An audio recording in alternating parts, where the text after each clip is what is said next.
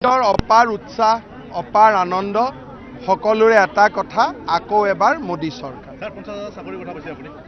এই বছৰত 2024 চন আৰু 2025 চনৰ 31 মাৰ্চৰ আগতে অৰ্থাৎ এই বিত্তীয় বৰ্ষত আমি নতুনকৈ আৰু 50,000 চাকৰি দিম।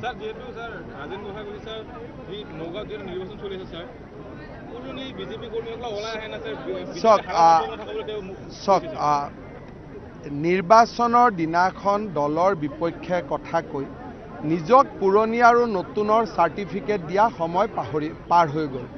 মই আশা কৰিম যে আমাৰ দলৰ ৰাজ্যিক সভাপতিয়ে এই ক্ষেত্ৰত ৰাজেন গোহাঁই ডাঙৰীয়াৰ বক্তব্য তেওঁ ৰাষ্ট্ৰীয় অধ্যক্ষলৈকে প্ৰেৰণ কৰিব আৰু ৰাষ্ট্ৰীয় অধ্যক্ষই যথোচিত সিদ্ধান্ত ল'ব।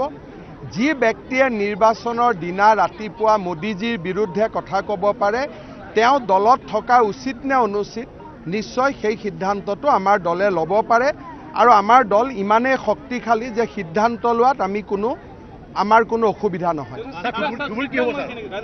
মই এইবিলাক শব্দ মই ব্যৱহাৰ নকৰোঁ আৰু এইবিলাক মোৰ শব্দ নহয়, কিন্তু যোনে যি নকওক কিয় আমাক যিমানখন চিট লাগে আমি সিমানখন চিট পাম। মই নগাঁও গুৱাহাটী কিয় আলোচনা কৰোঁ, মই অসম আলোচনা কৰোঁ।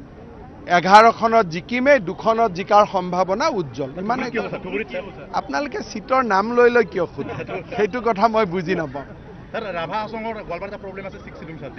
আমি ইতিমধ্যে ৰাভা হাছঙক সাংবিধানিক মৰ্যাদা দিবৰ বাবে নতুন দিল্লীলৈ প্ৰস্তাৱ প্ৰেৰণ কৰিছোঁ। তেওঁলোকৰ প্ৰথম দাবী আছিল ৰাজ্য চৰকাৰৰ পৰা যাওক, এতিয়া কেন্দ্ৰীয় চৰকাৰৰ লগত আকৌ আলাপ আলোচনা হ'ব। এতিয়া 5টা বাজি যাওক, মইতো 5টাৰ জেগাত 6টাই জিকিব খোজোঁ, হয় না? ইয়ে দিল মাঙে মোৰ 5টা জিকিলে আকৌ 6টা জিকিব লাগে।